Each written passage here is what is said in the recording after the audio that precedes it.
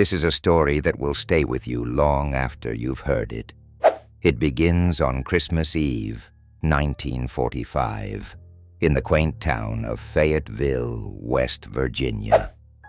The Sodder family, George, Jenny, and their 10 children, were tucked away in their farmhouse, festive decorations casting a soft glow over their home.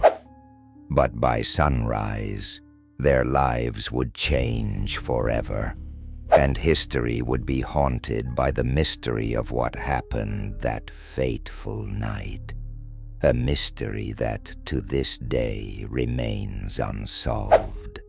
The sequence of events that unfolded is both bizarre and heart-wrenching.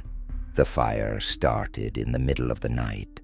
George and Jenny were woken by smoke filling their bedroom. They, along with 4 of their children, managed to escape. But 5 of their children, they seemed to vanish without a trace. Or so it seemed. Authorities arrived at the scene in the early morning hours, but their conclusions left the Sodder family with more questions than answers. The official report ruled the blaze as accidental, caused by faulty wiring. But George Sodder, a man not easily convinced, was adamant that something more sinister was at play. You see, there were peculiar details in the chain of events leading up to the fire. A man had appeared at the Sodder house days earlier, trying to sell insurance.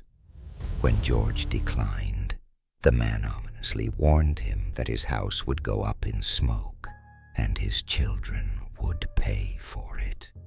And that's not all. Days before the fire, a stranger was seen watching the Sodder children as they played in the yard.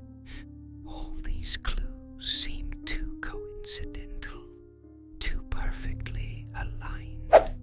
As flames engulfed their home, George attempted to climb a ladder to rescue his children from the upstairs bedrooms.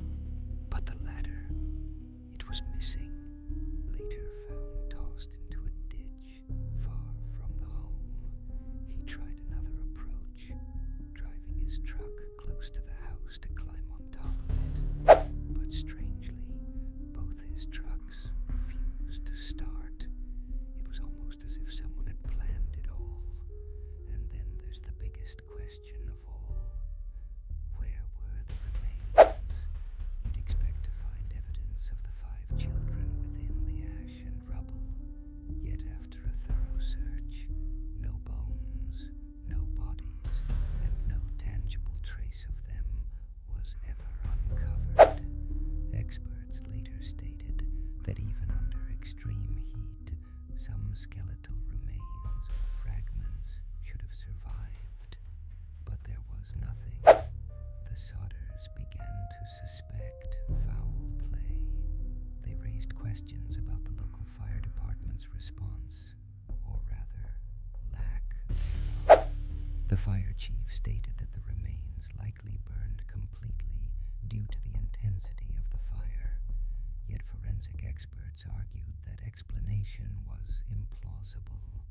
The family began their own investigation. Over the years, they received mysterious letters and bizarre leads. One such letter contained a photograph that appeared to show one of the missing Sodder boys, much older but unmistakably resembling their child. A cryptic message was written on the back. It read, "Louis Sodder, I love my brother, Frankie, boys, 1, 2, or 35. Who sent the letter? Where did it come from? It only deepened the mystery. George and Jenny even erected a billboard along the highway, displaying photos of the missing children and offering a reward for information. Hundreds of tips came in, including sightings of the children as far away as Florida. But none of these claims led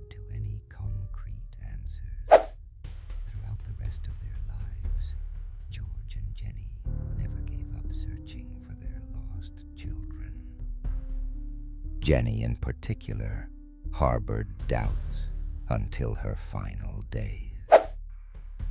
She kept the charred remains of the old house and spent years studying the ashes, looking for some evidence, some fragment connecting her to her missing children.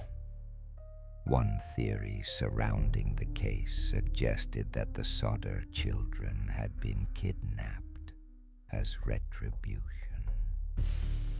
George was originally from Italy, and he was known to be outspoken against Mussolini's regime, which had drawn ire from certain circles. It's possible, some speculate, that his political views made him a target. Another theory puts forth the idea of human trafficking. Could the children have been taken by an organized group and sold into illegal networks? While there's no definitive proof to support this idea, the lack of remains does give this theory some strange plausibility. In 1968, more than 20 years after the fire, George received the photograph of the man who looked like his son, Louis. It was a chilling reminder that this case was far from over. Yet, despite their efforts, neither George nor Jenny ever got the answers they so desperately sought. What makes the Sodder mystery endure is its intricate web of possibilities. Did the children perish in the fire, and the evidence was somehow simply obliterated? Or were they truly taken, whisked away under the cover of darkness for reasons that remain unclear even now? For those who seek the truth, the case of the Sodder children is a haunting reminder of how some questions are destined to remain unanswered.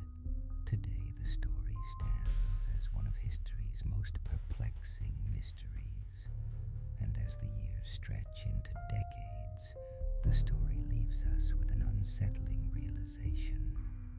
Sometimes, the answers we crave most lie forever out of reach.